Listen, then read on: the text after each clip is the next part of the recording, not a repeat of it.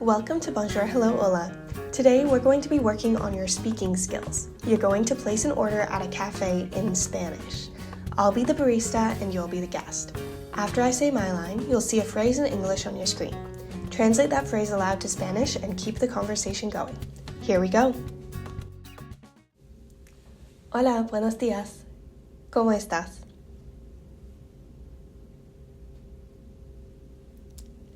Perfecto. ¿Quieres algo de beber?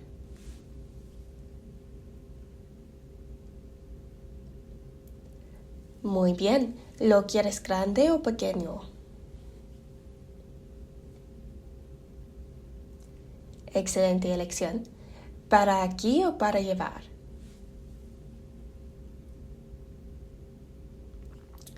De acuerdo. ¿Algo más?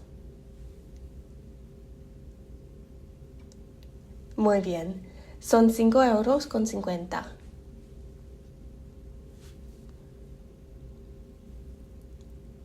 Gracias. Aquí tienes tu café. Que tengas un buen día. Well done. Repeat the video and practice responding faster the second time. If you like this video, give it a thumbs up and subscribe. Let us know in the comments if there are any phrases that you need help with. Thanks for joining, and we'll see you next time on Bonjour, Hello, Hola.